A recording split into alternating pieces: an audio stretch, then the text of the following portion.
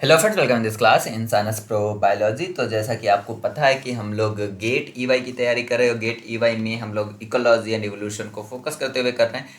क्यों फोकस कर रहे हैं मैं बता दूं कि ये कोई स्पेसिफिक वीडियो नहीं है। ये इसलिए मैंने बनाया है पूरा सीरीज़, या कह सकते हो कि सीरीज़ नहीं, कुछ वीडियोज़ के आपको लेक्चर्स, मतलब कुछ सीरीज़ ही है। वो मैंने इसलिए बनाया है क्योंकि इससे काफ़ी क्वेश्चन आते हैं, हर जगह आते हैं, टिफर से लेके कहीं भी। जो यूनिट है वो यूनिट है mathematics and quantitative ecology, section number 3 ecology and evolution का, यह सिलेबस में है, जिसमें हमें मैथमेटिक्स देखना होता है, थोड़ा स्टैटिस्टिक्स देखनी है जो इकोलॉजी में यूज़ होता है। अभी तक हम लोगों ने इसके बारे में simple function, concept of derivative, slope of a function, permutation and combination देख लिया है। नेक्स्ट वीडियो जो है बेसिक प्रोबेबिलिटी पे आने वाली है, जो कि मंडे से आएगी। इस वीक में हम लोग बेसिक प्रोबेबिलिटी को सीखेंगे। काफ़ी लंबा वीडियो होगा, मतलब पूरी वीक में भी लग जाए आपको प्रोबेबिलिटी समझने में, तो वो वीडियोस आपको मिलने वाली है। तो आज की वीडियो हम इस चीज़ को लेके आए हैं कि ये आपको इस चैनल पे आना चाहिए या नहीं। मतलब अभी तक जो हमने पढ़ाया है, क्या मैंने हवा में बताया है चीज़ें, या उसका इम्प्लीमेंट भी है आपके पेपर में? क्या पता आप यहाँ पे पढ़ रहे हो और आपको लगे कि सर क्या ही बता रहे हैं, ऐसा तो कुछ आता ही नहीं है। तो उससे रिलेटेड हम कुछ क्वेश्चन लेके आएंगे, जो मैंने छोटे छोटे कंसेप्ट आपको बताए हैं वीडियोज में, वो आपको यहाँ पे हेल्पफुल करेगा। ओके, पर हाँ, जो हमारा मेथड है, मेथड सेम है। हम लोगों ने पहले थोड़ी देर हम रिवाइज करेंगे कि हम लोगों ने पहले क्या पढ़ा है। तो जो पुराना वीडियो अगर आपने नहीं देखा है तो मैं बता दूं कि हम लोग परम्यूटेशन और कॉम्बिनेशन देख रहे थे। Permutation, permutations and combination. Combination, permutation और कॉम्बिनेशन दोनों का मतलब होता है हम अरेंज करते हैं किसी भी सेम थिंग्स या डिफरेंट थिंग को। अगर हम डिफरेंट थिंग को अरेंज करते हैं या सॉर्ट आउट करते हैं, that is called permutation. Sorted करते हैं, दैट इज कॉल्ड परम्यूटेशन। और जब हम उस अरेंजमेंट में ऑर्डर को ध्यान में नहीं रखते हैं, विदाउट एनी ऑर्डरिंग अगर हम कोई काम करते हैं, दैट इज कॉल्ड कॉम्बिनेशन। मतलब होता है कि अगर हमारे पास एक कोई चीज़ है जो कि है ए, बी और सी, इसको हमें इनके दो दो यूज़ करते हुए हमें अरेंज करना है या सॉर्ट करना है। तो अगर हम परम्यूटेशन की बात करेंगे तो परम्यूटेशन में हम इसको ए बी लिख सकते हैं, एक एक हम लिख सकते हैं बी सी लिख सकते हैं, एक हम इसे सी ए लिख सकते हैं, फिर हम ए सी लिख सकते हैं, फिर हम सी बी लिख सकते हैं, फिर हम बी ए लिख सकते हैं। यहाँ पे ध्यान से देखोगे तो एक थंब रूल ये है कि A B is not same या इक्वल टू बी है। Both are a different entity, that is called permutation. But अगर हम कॉम्बिनेशन की बात करें तो आपका कॉम्बिनेशन होगा A B, B C and C A. आप ए सी नहीं लिख सकते हो, ए बी नहीं लिख सकते हो, सी बी नहीं लिख सकते हो, क्योंकि कॉम्बिनेशन में हम ऑर्डर को ध्यान नहीं देते हैं। मीन्स ए बी और B A both are a same entity. तो यही परम्यूटेशन और कॉम्बिनेशन में बहुत ज़्यादा डिफरेंस होता है कि परम्यूटेशन में हम स्पेसिफिक ऑर्डर को कंसीडर करते हैं, बट कॉम्बिनेशन में हम नहीं करते हैं। टोटल एन होता है, एन सी आर लिखते हैं। आर यहाँ पे जैसे एन हमारे यहाँ पे 3 है और आर यहाँ पे 2 मैंने यूज़ करा, दैट इज 2। इसका फार्मूला अगर परम्यूटेशन लगा रहे हैं तो होता है n factorial upon n minus are factorial. यहीं पे अगर हम कॉम्बिनेशन लगा रहे हैं तो कॉम्बिनेशन के लिए हमारा जो फार्मूला है वो होता है N C R equal to N factorial upon R factorial N minus are factorial. ये नॉर्मली जो हम लोगों ने पिछले वीडियो में पढ़ा है उसको अभी हम लोगों ने रिवाइज करा। तो चलिए हम आज की वीडियो में देखते हैं। आज की वीडियो में क्वेश्चंस है जिससे आपको समझ में आएगा कि हमें पढ़ना चाहिए, इस चैनल पे आके टाइम देना चाहिए या नहीं देना चाहिए। सबसे पहला क्वेश्चन आपका है द कोफिशिएंट ऑफ एक्स की power 4 in the polynomial this. Okay, पहले हम समझ ले कोफिशिएंट क्या होता है। मान लीजिए कोई एक आपके पास हाइपोथेटिकल फंक्शन है। क्या है आपका फंक्शन है, हाइपोथेटिकल फंक्शन है जो कि आपका एफ एक्स है। ये एफ एक्स मान लीजिए है आपका a x square plus b x plus c. यह एक क्वाड्रेटिक फंक्शन है। यहाँ पे जो ये x है दैट इज अ वेरिएबल। इस x से पहले ये जो कांस्टेंट वैल्यू है दैट इज कॉल्ड कोफिशिएंट। ठीक है, इस कंडीशन में कुछ इस तरह से आएगा शायद ए एक्स की पावर 6 प्लस बी एक्स की पावर 5 प्लस सी एक्स की पावर 4 प्लस डी एक्स की पावर 3 सो ऑन। बाद में कोई कांस्टेंट वैल्यू होगा, मान लीजिए 4। तो यहाँ पे जो ये 4 है, 4 से पहले जो कांस्टेंट वैल्यू लिखी है, फॉर एग्जांपल यहाँ पे c है, तो अगर आपसे कोई इस इक्वेशन में, इस फंक्शन में अगर आपसे पूछे कि कोफिशिएंट ऑफ x की पावर 4 क्या है, तो इसका आंसर है कोफिशिएंट ऑफ x की पावर 4 आपका प्लस का c है। ठीक है, चलिए अब हम इस क्वेश्चन को सोल्व करते हैं और इसमें हम x की पावर 4 का कोफिशिएंट प्राप्त करने की कोशिश करते हैं या फाइंड आउट करने की कोशिश करते हैं। यहाँ पे है आपका x माइनस 1 की पावर 3। इन दोनों को हम अलग अलग सोल्व करेंगे जिससे कि आपको कन्फ्यूज़न ना हो। ये जो है x माइनस 1 की पावर 3 जो है वो a माइनस बी का होल क्यूब है, जो मतलब है a cube minus B cube minus 3ab a minus B. That is a formula. तो यहाँ पे आपका आएगा x की पावर 3 माइनस 1 बिकॉज 1 की power 3 equal to 1 minus 3 into X into 1 equal to 3x और x माइनस 1। चलिए इसको देखते हैं। x की power 3 minus 1 plus minus minus 3x square minus minus plus 3x, एक ये हो गया। दूसरा आपके पास है x माइनस 2 की पावर 3, सेम फार्मूला।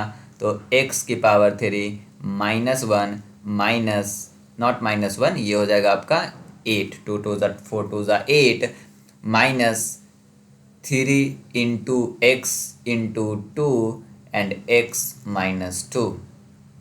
ध्यान से देखिए, x की पावर 3 माइनस 8 माइनस का 6x x माइनस 2, हो जाएगा आपका x की पावर 3 8 माइनस का 6x स्क्वायर प्लस का 12।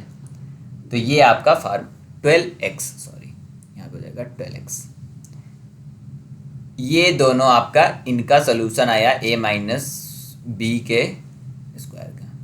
अब इसके आगे इन दोनों को आपस में मल्टीप्लाई करना है। तो इसका एक तरीका है, आप इस डिजिट को यहाँ से ये उठाओ, दैट इज एक्स क्यूब, यहाँ पे लिख लो इसको एक्स क्यूब, जैसे कि आपकी गलती ना हो सके और आपके पास काफ़ी टाइम होता है एग्ज़ाम में, तो आपको ज़्यादा टेंशन भी नहीं लेना है।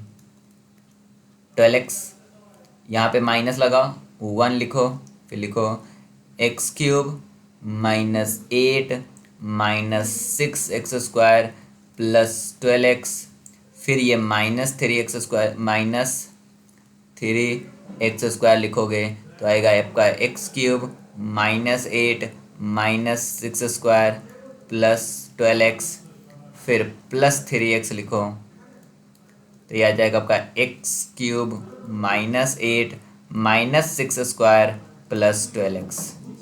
अब यहीं पे आपको थोड़ा दिमाग लगाना है जिससे कि आप न्यूमेरिकल पोर्शन से थोड़ा बच सको। देखो ये -1 वाले में इस पूरे में कहीं भी आपको x की पावर 4 नहीं दिख रहा है, तो आपको इसको सोल्व करने की ज़रूरत नहीं है। चलो ये एक्स क्यूब और एक्स क्यूब अगर आप सोल्व करोगे तो x की पावर 6 होगा, कोई फ़ायदा नहीं, x की पावर 4 का बताना है। ये हो गया x3 और 8, इसको भी सोल्व करोगे तो 3 होगा, तो इसको भी कोई फ़ायदा नहीं। 3 और x की पावर 2 5 होगा, इसको भी कोई फ़ायदा नहीं। तो हमारा फ़ायदा कहाँ पे आएगा, यहाँ पे आएगा। तो हम यहाँ लिख लेंगे +12 x की पावर 4, क्योंकि x की पावर 3 +1 = x की पावर 4। ये पूरा चला जाएगा, ये माइनस आप यहाँ पे लगा लो और आगे सोल्व करो। तो ये हो जाएगा x की पावर 2 x की पावर 3 5 हो रहा, कोई फ़ायदा नहीं, ये भी कोई फ़ायदा नहीं। ये हो गया 2 और 2 4, पर माइनस माइनस प्लस, तो यहाँ पे प्लस लगा लो। माइनस माइनस प्लस, और 6 3 18 x की पावर 4, क्योंकि ये हो गया प्लस, ये हो गया 2, ये हो गया 1, तो इसका भी कोई फ़ायदा नहीं, हटाइए। यहाँ पे देखो 3x और x³ मतलब हो गया x4, तो यहाँ पे आप लगाओ प्लस, यहाँ पे लगेगा +3x की पावर 4। बाकी इसमें किसी के साथ आप मल्टीप्लाई करोगे तो x की पावर 4 नहीं आएगा। तो अब देखो 12 और 18 30 होता है, क्योंकि 8 और 2 10 और 1 1 2 2 1 3, मतलब 8 10 तो 1 1 2, तो ये हो गया 30। 30 + 3 = 33 x की पावर 4। तो 33 1 is the correct answer for this question. काफ़ी इजी था। अगर आपने कोई भी मतलब पॉलिनोमियल की वीडियो कहीं भी थोड़ा भी पढ़ा होगा तो ये क्वेश्चन काफ़ी इजी था, मुझे ऐसा लगता है। अगर फंक्शन पढ़ा होगा तो अगर उसमें छूट गया होगा तो यहाँ पे आज आपका क्लियर हो गया, काम आपका आने वाला है क्वेश्चन, कोई दिक्कत नहीं है। जब हमने कंसेप्ट ऑफ स्लोप पढ़ाया था वहाँ पे हमने स्लोप m = tan थीटा लगाया था, वहाँ पे जो कंसेप्ट लगा था सेम कंसेप्ट यहाँ पे लगेगा। ध्यान देखो क्या है, 2 straight line pass through the origin. तो हम पहले ओरिजिन बना लेते हैं जिससे कि हम पास करा सकें 2 स्ट्रेट लाइन को। That is the origin means 0, 0 और 2 स्ट्रेट लाइन पास होना है। ये मान लो कि एक स्ट्रेट लाइन जो है ये पास हो रही है। यहाँ पे बोला है x1 y1 1 और 3, तो हम कहते हैं कि ये आपका यहाँ पे है 1 और ये है आपका 3, मीन्स 1, 3। दूसरा है other pass through the point 1, 2, means ये कहीं पे इस तरह से मान लीजिए। वैसे ये मैं ग्राफिकल रिप्रेजेंटेशन बना रहा हूँ तो आपको टेंशन नहीं लेना। ये हो गया 2, तो ये हो जाएगा आपका 1, 2। हमें बताना है व्हाट इज द एरिया, ये बताना है हमें, what is the area enclosed between the straight line in the interval of 0, 1 on the x axis. तो ये जो बीच का एरिया है यह एरिया हमें बताना है। काफ़ी इजी है, इसमें कोई आपको टेंशन नहीं लेना है, बस इसको सोल्व करना है। इसे अगर हम O बोले तो that is O, this is A, this is B and that point is C। तो आपके पास 2 ट्रायंगल है। ट्रायंगल नंबर 1 हम लिखते हैं OAC। OAC, वैसे OAC नहीं OCA लिखेंगे तो ज़्यादा सही होगा एज अ मैथमेटिक्स रूल, क्योंकि ये 90 डिग्री है। ये आपका पूरा का पूरा यहाँ पे थीटा है। थीटा के सामने वाला जो होता है ये आपका परपेंडिकुलर होता है, इसके नीचे वाला बेस होता है और ये होता है हाइपोटेन्यूज। अब अगर आपको ये पता है तो आपको पता होगा कि ये area of triangle OCA equal to होगा 1/2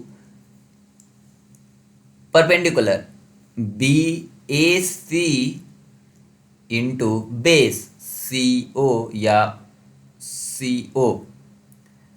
देख लीजिए क्या है हमारा 1/2 AC टोटल आपका कितना है 3 है और CO 1 है, मीन्स 3/2। सेम ट्रायंगल OBC, इसमें भी निकालिए area of triangle OBC equal to 1/2 into AC। तो यहाँ पे क्या होगा, AC की जगह BC और बेस वही CO, तो जाएगा 1/2 इंटू BC कितना है आपका 2, 1, यहाँ पे हो गया 1। अब आपको बताना है ये एरिया, तो टोटल एरिया में से अगर आप इस एरिया को माइनस कर दोगे तो आपका बचा हुआ एरिया आ जाएगा। तो area of O B A, O B A इसका हो जाएगा आपका area of triangle O C A minus area of triangle O B C. तो ओ सी ए जो है, ओ सी ए आपका आएगा 3/2 minus 1/1 means 3 minus 2/1, oh sorry 2/2, 3 minus 1 2 minus 2 equal to 1/2 means 0.5। तो 0.5 is a correct answer. Okay, ये question है molecular biology का, but मुझे लगा इजी क्योंकि ये आप बहुत आराम से समझ सकते हो, इसलिए मैं यहाँ पे लेके आया हूँ। ये 2022 में है, तो देखो मैं ब्रैकेट में लिख रखा हूँ कि एग्जाम में कब आया हुआ है। ऊपर वाला 2023 में था, ये 2022 में है, ये भी 2022 में है। इन्होंने बोला कि 60% जीसी कंटेंट है। क्या हमारा जीसी कंटेंट मतलब क्या है कि जी प्लस सी जो है वो 60% है। हमें एडेनिन की वैल्यू पता लगानी है। आपको पता होना चाहिए कि डबल स्टैंडर्ड डीएनए जो है, यूकैरियोटिक डीएनए जो होती है डबल स्टैंडर्ड डीएनए, उसमें ए जो है वो टी के बराबर होती है। और टोटल जो 4 न्यूक्लियोटाइड है, जिसे हम ए प्लस टी प्लस जी प्लस सी बोलते हैं, ये टोटल 100% में होती है। जीसी कंटेंट यहाँ पे 60% दे रखा है, मतलब A plus T equal to 100 minus G plus C. अब हो गया पर आपका 100 माइनस जी प्लस सी जो है वो आपका 60 हुआ। तो ये आपका ए प्लस टी जो है वो आ गया आपका 40। चूंकि हमने कहा ए और टी इक्वल है, हमें एडेनिन पता लगाना है, तो हम टी की जगह भी ए लिख दे। तो 2a इक्वल टू 4, मतलब ए और A equal to 40 means 2a equal to 40, A equal to 40/2 means 20%। तो एडेनिन जो है ये यहाँ पे 20% आएगा। काफ़ी इजी क्वेश्चन है, इससे ज़्यादा इजी क्वेश्चन आपको कहीं नहीं मिलेगा अगर आपने मेरी वीडियो देखा है। और अगर आपने वीडियो देखा है तो मे बी आप यहाँ पे कंफ्यूज हो ही नहीं सकते हो। ये क्वेश्चन आपका बिल्कुल करेक्ट होने वाला है। ऐसे क्वेश्चन आते भी हैं क्योंकि ये 2023 में आया। ध्यान देना, यहाँ पे पढ़ लो क्या लिखा है, बाकी पढ़ने की भी ज़रूरत नहीं है। यहाँ पे लिखा है researcher estimate the relationship between the reproductive success and the horn length in a wild goat n equal to 40 minus 2.2 h plus 0.04 h square. Horn length typically varies from the 10 to 50 centimeter in this species. Which one of the following graph correctly represent this relationship? पहली बात, अगर आप इसको ध्यान से देखोगे तो आपका ये कहीं ना कहीं y equal to C minus B x plus A x square है। जब ये x यहाँ पे क्या है, x की पावर 2 है, यह क्वाड्रेटिक इक्वेशन है। अगर ये क्वाड्रेटिक इक्वेशन है तो ये आपको कहीं से भी y equal to m x plus c दिख रहा है? नहीं दिख रहा। अगर नहीं दिख रहा तो p हो नहीं सकता क्योंकि यहाँ पे स्ट्रेट लाइन बना हुआ है। सेम उसी तरह आपका ये भी नहीं हो सकता क्योंकि यह स्ट्रेट लाइन, बस m जो है वो नीचे की तरफ जा रहा है, m निगेटिव है, तो इसलिए यह भी नहीं हो सकता। तो डेफिनेटली ये जो है आपका क्वाड्रेटिक इक्वेशन है, मतलब ये कहीं ना कहीं आपका पैराबोला शेप होगा या यू शेप का ग्राफ होगा। तो यू शेप का ग्राफ क्यू और एस में है। अब आपके पास क्वेश्चन है कि क्यू और एस में अगर आप ध्यान से देखोगे तो आपको एक चीज़ समझ में आएगा जो मैंने वीडियो में बताया था। क्यू के केस में पहले आपका एम स्लोप जो है वो निगेटिव है और फिर स्लोप आपका पॉजिटिव है। एस के केस में पहले स्लोप पॉजिटिव है और बाद में स्लोप निगेटिव है। तो चलिए हम इसको देख लेते हैं। बट स्लोप क्या होता है, कंसेप्ट ऑफ डेरिवेटिव में मैंने बताया था कि D Y by D X जो है वो स्लोप है। इस केस में आपका फार्मूला है, मतलब जो आपका इक्वेशन दिया है वो दे रखा है n equal to 40 minus 2.2h plus 0.04h²। ये आपका फार्मूला है। आपको स्लोप बताना है, तो स्लोप यहाँ पे क्या लोगे, dn by D H. dn by D H means d by D H 40 minus 2.2h plus 0.04h²। अगर इस तरह से क्वेश्चन तुम सॉल्व करने लगे तो कभी भी कोई भी क्वेश्चन तुम्हारा गलत नहीं होगा, इसकी मैं गारंटी देता हूँ।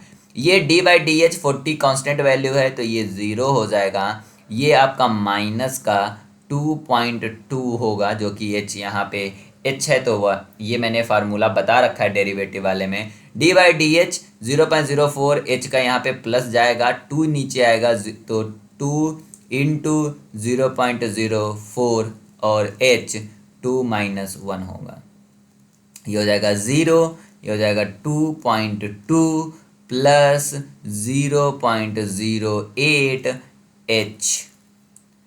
तो आपका यहाँ पे dn बाई डी एच आपका निकल गया। यही आपका स्लोप है और स्लोप की वैल्यू आपकी आई ये। कहोगे इससे सर मुझे क्या फ़ायदा होगा? कुछ तो फ़ायदा नहीं हुआ, एक इक्वेशन आपने और बना दिया। अब समझो यहाँ पे खतरनाक चीज़, यहाँ पे h की वैल्यू जो है इन लोगों ने 10 से 50 दी है, तो एक बार यहाँ पे h की वैल्यू 10 रख के देखो।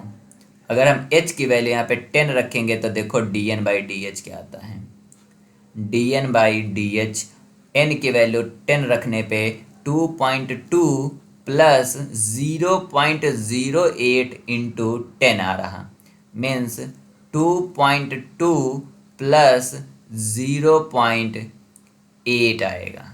और अगर आप इसको सॉल्व करोगे तो 2.2 में से 0.8 माइनस करोगे तो 1.4 आएगा। मतलब m की वैल्यू निगेटिव आ रही है, और m की वैल्यू निगेटिव आ रही है मतलब ये यहाँ पे देखो पॉजिटिव दिखा रहा है, और इस वाले में नीचे की तरफ जा रहा, मतलब m जो है वो निगेटिव है। तो इस तरह say that is a correct answer. पर फिर भी हमें थोड़ा ट्रस्ट है, हमारे पास टाइम है, हमको थोड़ा ट्रस्ट इशू है, हमें नहीं लग रहा है कि यही आंसर है, तो एक बार इसी वाले में h की वैल्यू हम क्या रख देते हैं, हाईएस्ट वैल्यू, जो कि 50 है। क्योंकि ध्यान से देखो 50 की तरफ क्या बढ़ रहा है, ये इंक्रीज होते हुए दिखा रहा, इसमें डिक्रीज होते हुए दिखा रहा। अगर h की वैल्यू रखने पे dn बाई डी टी जो है इस कंडीशन में अगर हमारा पॉजिटिव आ जाता है तो हमें कंफर्म हो जाएगा कि यही वाला इक्वेशन है। तो dn by D H equal to आपका यहाँ पे आएगा 2.2 प्लस 0.08 इंटू 50, ठीक है, माइनस का 2.2 प्लस 40, 0।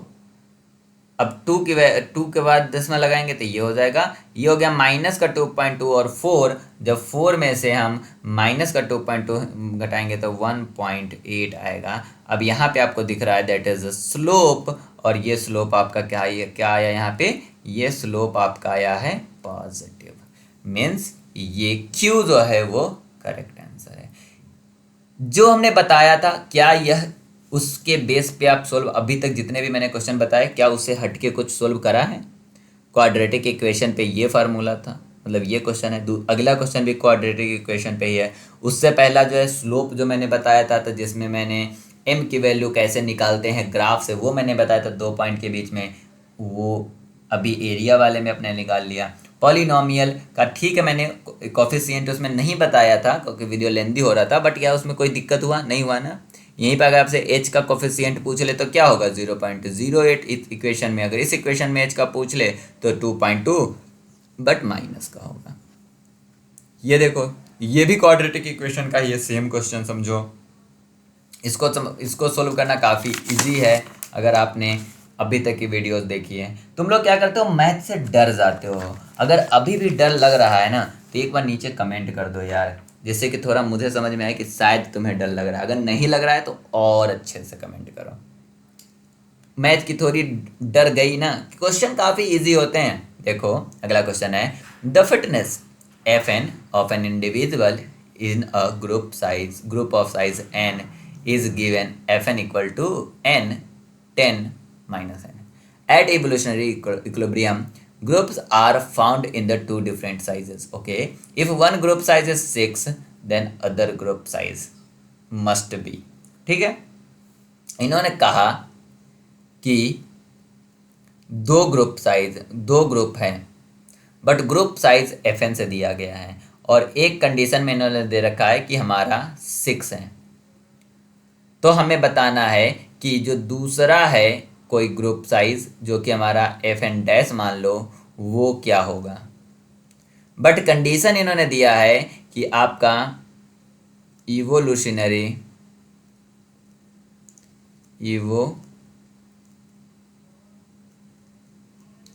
इक्विलिब्रियम में है।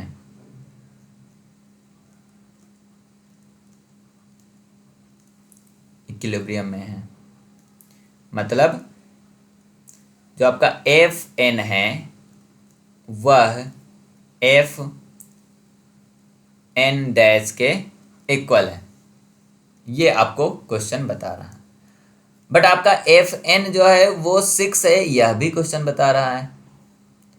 और दूसरा यह बता रहा है क्वेश्चन कि Fn जो है वह n और 10 minus n bracket 10 minus n के बराबर है। चलो इसको हम सॉल्व करते हैं।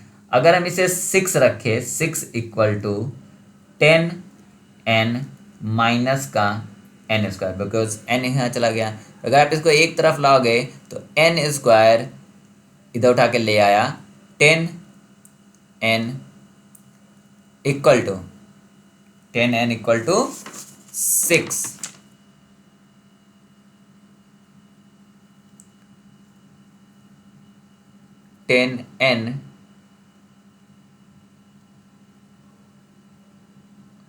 सॉरी रुकिए, यहाँ पे थोड़ी हमने गलत लिख दी है।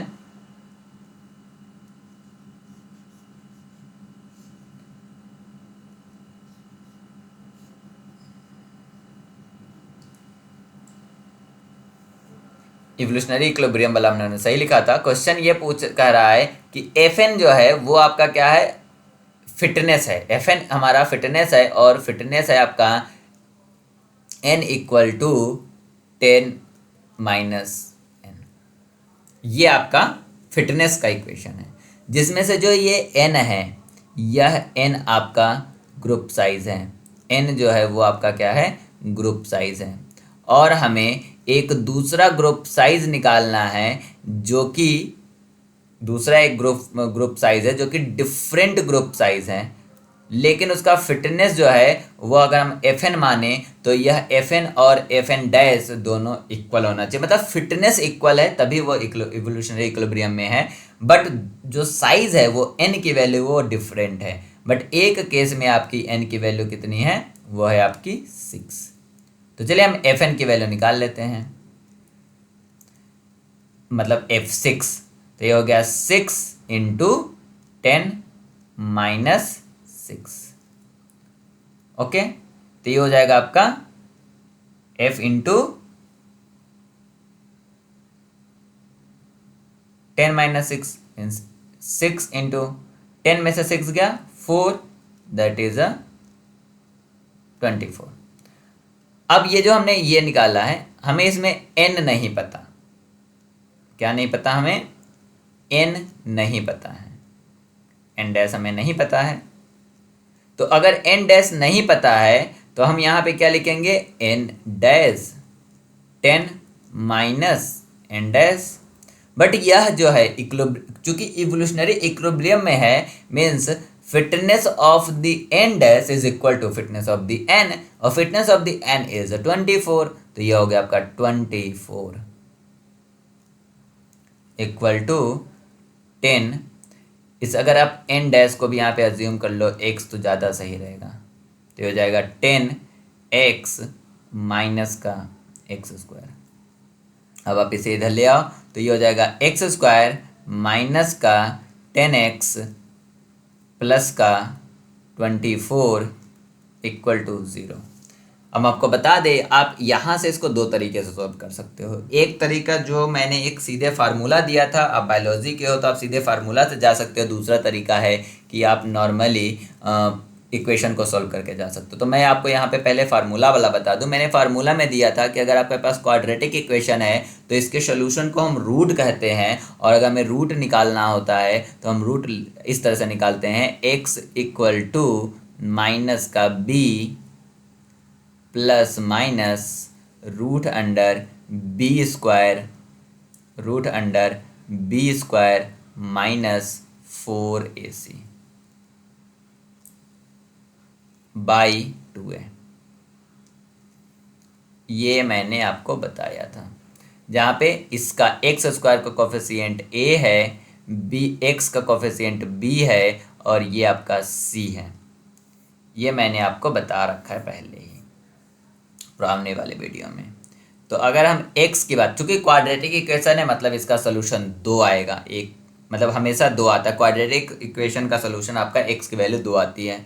हम यहाँ पे रखेंगे तो माइनस का b है, माइनस का 10 रखेंगे तो माइनस माइनस प्लस होके ये हमारा हो जाएगा 10, ये हो जाएगा प्लस माइनस। b स्क्वायर की बात करेंगे तो b स्क्वायर हमारा 10 का स्क्वायर जो है वो 100 होगा। 4 a की वैल्यू हमारा 1 है और c की वैल्यू हमारा 24 है। कहोगे सर ये तो बहुत डिफिकल्ट होने वाला होगा शायद, क्योंकि इतना बड़ा आपने लिख दिया, लेकिन अभी आपको यहाँ पे मज़ा आएगा। आप ध्यान से अगर देखोगे तो ये आपका हो जाएगा 10, ये आपका जाएगा प्लस माइनस, ये हो जाएगा 100 माइनस 4 4 ज़ा 16 और 4 2 ज़ा 8 और 9, ये हो गया आपका 96/2। ठीक है, अब हम इसको और सॉल्व करते हैं। प्लस माइनस ये हो जाएगा आपका 4, नीचे आ गया आपका 2। अब अगर 4 को आप बाहर निकालोगे तो प्लस माइनस 2/2। अब यहाँ पे एक कंडीशन है जो कि x की वैल्यू आपकी हो सकती है 10 प्लस 2/2 मीन्स 12/2 मीन्स 6, जो कि आपकी ऑलरेडी यहाँ पे दे रखा है। तो जो दूसरा वाला है वही आंसर होगा। दूसरा वाला होगा x इक्वल टू 10 माइनस 2/2। अब इसको अगर सोल्व करोगे तो 8/2 मतलब 4, तो इसका आंसर है 4। तो other group size must be 4। अभी मैंने आपको कहा था कि इसको हम एक और तरीके से सोल्व कर सकते हैं। जिसको इस तरीके से प्रॉब्लम है वो सेकेंड वाला ऑप्शन ऑप्ट करे, जो अभी मैं बताने जा रहा हूँ। बट रियलिटी में बताओ, इस वाले में आपको बस ध्यान देने की ज़रूरत है। कैलकुलेटर आपके स्क्रीन पे होता है तो वहाँ भी आपका कैलकुलेशन मिस्टेक होने के चांसेस कम होते हैं। तो आपको बस ध्यान दे के सोल्व करने की ज़रूरत है, डिजिट्स रखने की ज़रूरत है। दूसरा वाला में थोड़ा आपको इक्वेशन को सोल्व करने की कला आनी चाहिए, ठीक है। बट मैं बता देता हूँ जिससे कि आप कहो कि सर आपने इसको लेंदी क्यों करा। सेकेंड ऑप्शन है, आप इसको इस तरह से सोल्व करते हो जैसे एक्स स्क्वायर लिखा हुआ है, X square 10x plus 24 equal to 0। यहाँ पे प्लस दे रखा है, याद रखिएगा। तो आप 24 के ऐसे दो फैक्टर करो जिसको ऐड करने पे 10 आए। तो अगर आप इसको पता है तो आपका 6 4 ज़ा 24 होता है और 6 4 10 होता है। तो ये आपका इस तरह से सॉल्व होगा, जिसमें आपका जाएगा एक्स स्क्वायर माइनस का 6x माइनस का 4x plus 24 equal to 0। Means अगर आप x कॉमन लेते हो तो x माइनस 6 इसमें से, और इसमें से अगर आप 4 कॉमन लेते हो तो माइनस का 4 x माइनस 6 इक्वल टू 0। ये हो जाएगा x minus 6 x minus 4 equal to 0। तो एक कंडीशन होगा जिसमें x माइनस 6 इक्वल टू 0 होगा। तो x इक्वल टू 6, ये कंडीशन में अगर हम इसे x माइनस 4 इक्वल टू 0 रखेंगे तो x इक्वल टू 4। तो एक तरीका ये है, बट ये आपको इजी लगा होगा अभी, क्योंकि हमने आपका 24 को जल्दी फैक्टोरियल बता दिया। बट आपके लिए जब कभी कभी क्या होता है कि सी की जगह पे काफ़ी डिफिकल्ट वैल्यू आ जाता है, तो उस कंडीशन में सीधेधराचार फार्मूला जो कि ये है, ये आपका काम आता है, वो वाला काम नहीं आता। तो आप दोनों में से जो आपको समझ में आए आप उसके थ्रू जा सकते हो। ये क्वेश्चन भी काफ़ी इजी है, इन्होंने क्वेश्चन में ही सारी चीज़ें बता रखी है, आपको बस थोड़ा सा न्यूमेरिकल पोर्शन सोल्व करना है। यहाँ लिखा है all else being equal which one of the following population size and migration rate would result the most genetic differentiation between the population, जिसे हम एफएसटी कहते हैं। अब एफएसटी का उन्होंने फार्मूला दे रखा है, मैं यहाँ पे लिख दूँ सही से। एफएसटी इन्होंने दे रखा है कि 1/4 capital N small M plus 1, that is a formula of FST. ये पूछ रहा है कि इसमें से कौन सा आपका इक्वेशन सही है जिसमें सबसे ज़्यादा मोस्ट जेनेटिक डाइवर्सिटी डिफरेंस आएगा, मतलब एफ एस टी किसका सबसे ज़्यादा होगा और एफ एस टी किसका सबसे ज़्यादा होगा। अगर आप ध्यान से देखोगे तो एफ एस टी जो है वह 4mn+1 के इन्वर्सली प्रोपोर्शनल है। अगर हम इसे हम y बोल दे तो y जो है हमारा 4mn+1 को अगर हम मानते हैं तो आपका जो है एफ एस टी जो है वो इन्वर्सली प्रोपोर्शनल है y का। तो जिसका भी y सबसे कम होगा उसका एफ एस टी सबसे ज़्यादा होगा। तो चलिए हम y की वैल्यू यहाँ से निकाल लेते हैं। इस केस में अगर हम y की वैल्यू निकालने की कोशिश करें तो आपका आएगा 4mn, मतलब यहाँ पे 500 into m+1 equal to 0, means 5 4 ज़ा 20 20 0 0 + 1 equal to 2001 2001। That is a y for the first case. Second case में हम देखेंगे y इक्वल टू हमारा क्या हो रहा, 4n means 200 into m means 200 + 1 means 2 2 ज़ा 4 4 4 ज़ा 16 16 के आगे हमारा 4 0 लगेगा प्लस 1 इक्वल टू होगा 160001। ठीक है, यहाँ पे भी हम y की वैल्यू निकालते हैं। y की वैल्यू आपकी होगी 440 इंटू 10 + 1, तो 4 4 ज़ा 16 16 2 20 + 1 इक्वल टू 1601। और यहाँ पे y की वैल्यू होगी आपकी 4 इंटू 40 इंटू 1 + 1 मीन्स 4 4 ज़ा 16, तो 160 + 1 इक्वल टू 161। ठीक है, हमने क्या कहा, जिसकी y की वैल्यू सबसे कम है, तो सबसे कम आपका d की y की वैल्यू है। इसके बाद आपका जो है c की है, सबसे कम है ना, हाँ c की है। c के बाद आपका a की है और सबसे ज़्यादा आपका b की है। तो अगर हम एफ की बात करेंगे तो सबसे ज़्यादा एफ किसकी होगी, डी की होगी। उसके बाद एफ होगी आपकी सी की, उसके बाद होगी आपकी एफ ए की, और उसके बाद होगी आपकी एफ बी की। मतलब सबसे ज़्यादा एफ आपकी बी की होगी और सबसे कम एफ जो नहीं, सबसे ज़्यादा एफ आपकी डी की होगी और सबसे कम एफ बी की होगी, क्योंकि बी का वाई सबसे ज़्यादा है। तो आप इस तरीके से सॉल्व कर सकते हो, ये आपका इजी तरीका है। नहीं तो आप सीधे यहाँ पे वैल्यू पुट करके इसे सॉल्व कर सकते हो। तो इसका करेक्ट आंसर है डी। चलिए अगला क्वेश्चन देखते हैं।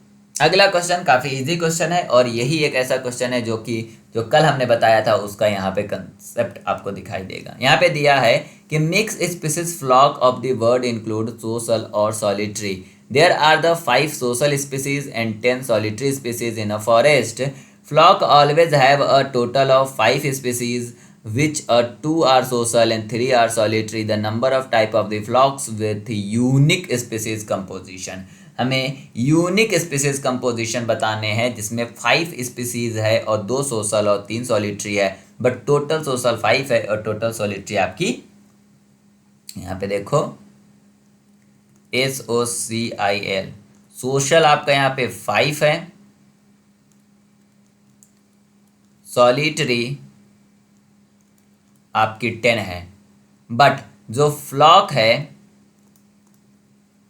फ्लॉक्स में आपके मैक्सिमम 5 हो सकते हैं, जिसमें सोशल आपके 2 हो सकते हैं, सॉलिटरी आपके 3 हो सकते हैं। ध्यान दीजिएगा यहाँ पे अरेंजमेंट की बात कहीं नहीं करी गई है, means that is a question for related to the combination.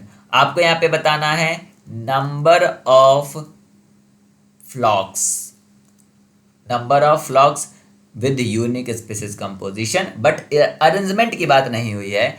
तो आपको क्या पिक करना है कि 2 सोशल पिक करना है, कहाँ से, टोटल 5 सोशल से, मीन्स NCR, जो कि R आपका 2 है। उसी के साथ आपको 3 सॉलिटरी पिक करना है 10 सोशल से, मीन्स NCR। ध्यान दीजिएगा N यहाँ पे क्या है, ये 5 है जो कि आपके सोशल हैं। R क्या है आपका यहाँ पे 2 है। सेम उसी तरह यहाँ पे N क्या है 10, C3। चूंकि यहाँ पे क्या होगा, कॉम्बिनेशन होगा, मतलब कॉम्बिनेशन के लिए क्या फार्मूला था, 5 factorial upon R means 2 factorial 5 minus 2 factorial. ये होगा आपका एक मल्टीप्लाई, यहाँ पे हो जाएगा 10 फैक्टोरियल, ये हो जाएगा आपका 3 फैक्टोरियल 10 माइनस 3 फैक्टोरियल। जिनको फैक्टोरियल के बारे में नहीं पता, मैं रिकमेंड करूंगा कि हमारा प्रीवियस वीडियो देखिए जाके, उसके बाद आपका फैक्टोरियल के बारे में कंसेप्ट क्लियर हो जाएगा। इस वीडियो में थोड़ा हम शॉर्टकट लेंगे, इसलिए हम आपको पहले बता दिए हैं। 5 फैक्टोरियल को अगर हम लिखेंगे तो 5 फैक्टोरियल होगा, नीचे आपका हो जाएगा 2 फैक्टोरियल इंटू 5 में से 2 गया, आपका हो जाएगा 3 फैक्टोरियल। सेम यहाँ पे होगा आपका 10 फैक्टोरियल, और अगर आप नीचे लिखोगे तो हो जाएगा आपका 3 फैक्टोरियल इंटू 7 फैक्टोरियल। चलो अगर हम 5 फैक्टोरियल को लिखे तो 5 इंटू 4 इंटू 3 फैक्टोरियल लिख सकते हैं, ठीक है। और नीचे अगर हम 2 को लिखे तो 2 इंटू 1 इंटू 3 फैक्टोरियल लिख सकते हैं। 10 को हम 10 इंटू 9 इंटू 8 इंटू 7 फैक्टोरियल लिख सकते हैं। और 3 इंटू 2 इंटू 1 इंटू 7 फैक्टोरियल लिख सकते हैं। देखो ये 3 फैक्टोरियल कटा, 7 फैक्टोरियल से हट गया। अब ये 2 जो है 2 2 ज़ा 4, ये 3 जो है 3 3 ज़ा 9, 2 से 2 4 ज़ा 8। तो ध्यान से देखना है क्या होगा आपका, 5 2 ज़ा 10 इंटू 4 3 ज़ा 12 इंटू 10 मीन्स 12 1 2 1 2। तो टोटल आपका होगा यहाँ पे 1 2 0 0। देखिए अभी तक आपने जितने भी क्वेश्चन किए, मैक्सिमम इसके क्वेश्चन 2 नंबर के थे। या किसी भी क्वेश्चन में आपको कोई भी दिक्कत हुआ या कोई कंफ्यूजन क्रिएट अभी तक हुआ, मेरे हिसाब से तो आपको नहीं हुआ होगा। अगर आपको हो रहा है तो आपको मैं कहूँगा कि आप दोबारा वीडियो देखो। जितनी बार वीडियो देखोगे उतनी बार आपके कन्फ्यूज़न क्लियर होंगे। अब काफ़ी ईजिली क्वेश्चन को कर सकते हो। यहाँ पे दिया हुआ है lion in the zoo 3 lion and 4 tigers eat 390 kg of the food every week. In another zoo 4 lion and 5 tiger eat 500 kg of the food every week. Lion and tiger eat different amount of the food, but all individuals of the same species eat the same amount of the food. The amount of the food is a single lion eats per week. ध्यान देना, कहानी में ये है कि different lion और tiger जो है 2 अलग अमाउंट के फूड खा रहे हैं, बट जितने भी लायन है वो सभी सेम अमाउंट में फूड खा रहे हैं। हमें लायन के बारे में बताना है। इसको अगर हम एक्स वाई मान के चले, लेट्स अगर हम अज्यूम करें कि लायंस जो हैं वो हमारे हैं एक्स और जो टाइगर्स हैं वो हमारे वाई, टाइगर्स हमारे हैं वाई। तो पहला वाला जो जू है उसके अंदर कितने लायन हैं, 3 लायन और 4 टाइगर हैं, और ये मिल के आप हमको ये टोटल खा रहे हैं 390 kg। दूसरे वाले में कितने हैं, 4 लायन हैं और 5 टाइगर हैं, और ये खा रहे हैं हमारे 500 kg। अब यहाँ पे हमें किसका बताना है, ln का बताना है, मतलब x की वैल्यू हमें बतानी है। और जब इस तरह से आपके इक्वेशन होते हैं तो आप क्या करते हो, इसको ऊपर नीचे लिख लो पहले। 4x plus 5y equal to 500 और नीचे आप लिख लो 3x। कोई किसी को भी ऊपर नीचे लिख सकते हो, इसमें कोई दिक्कत नहीं है। ऐसे इक्वेशन में आपको x की वैल्यू पता करनी है, करेक्ट। और अगर आपकी x की वैल्यू पता करनी है तो आपकी y की वैल्यू को हटाना होगा, और y की वैल्यू हटाने के लिए पहले y की वैल्यू को सेम करना होगा। तो हम क्या करेंगे, इस वाले इक्वेशन को मल्टीप्लाई कर देंगे, किससे, मल्टीप्लाई बाय, इस वाले इक्वेशन को मल्टीप्लाई करेंगे हम 4 से, और सेम इस इक्वेशन को मल्टीप्लाई करेंगे हम 5 से। ठीक है, मल्टीप्लाई करके देखते क्या आता है। 4 4 ज़ा 16x प्लस 4 5 ज़ा 20y इक्वल टू 5 4 ज़ा 20। ठीक है, इसको भी मल्टीप्लाई करके देखते हैं। 5 3 ज़ा 15x प्लस 5 4 ज़ा 20y इक्वल टू 5 9 ज़ा 45, मतलब 5 और 4, 5 3 ज़ा 18, 5 3 ज़ा 15 और 4 19। ठीक है, अब इसे हमें हटाना है तो हम क्या करेंगे, यहाँ पे माइनस कराएंगे। जब माइनस कराएंगे तो हमारा साइन बदल जाएगा, और साइन बदलने के बाद ये आपका डिवाइड हो जाएगा। ये आपका आएगा 16 में से 15 गया x, और उसी तरह 2000 में से 1950 गया तो आपका आ गया 50। तो एक लाइन जो है आपका 50 kg खाना खाएगा। ठीक है, चलिए, हमने अभी तक जितने भी क्वेश्चन थे वो कहीं ना कहीं गेट में आए हुए थे। अभी जो क्वेश्चन है वो हम इसलिए लेके आए हैं क्योंकि ऊपर आपने कॉम्बिनेशन तो देख लिया, अब आपको पता कैसे चलेगा कि हमें कॉम्बिनेशन यूज करना है या परम्यूटेशन। तो परम्यूटेशन में बस यही क्वेश्चन आपका परम्यूटेशन क्लियर करेगा। यहाँ पे लिखा है, how many ways can first and second place be awarded to the people. But यहाँ ओके, मैंने टाइप नहीं करा है पूरी तरह से क्वेश्चन। क्वेश्चन में आपका है कि 5 पीपल, यहाँ पे है 5 पीपल्स को हम 1 और 2 प्लेस पे कैसे करें। यहीं पे अब ध्यान दीजिएगा, मैं बार बार कह रहा हूँ कि परम्यूटेशन कॉम्बिनेशन में क्या मैटर करता है, परम्यूटेशन कॉम्बिनेशन में मैटर करता है अरेंजमेंट ऑर्डर, या ऑर्डर इंपॉर्टेंट होता है। यहाँ पे फर्स्ट और सेकंड प्लेस इंपॉर्टेंट है। जब ये फर्स्ट और सेकंड प्लेस इंपॉर्टेंट है मीन्स यहाँ पे परम्यूटेशन लगेगा, कॉम्बिनेशन नहीं लगेगा। यहाँ पे r की कितनी वैल्यू है, 1 और 2 प्लेस है तो हमारा 2 हो गया, और n हमारा है यहाँ पे 5। आपको पता है कि क्या होगा हमारा NCR मीन्स होता है n factorial by n minus r factorial.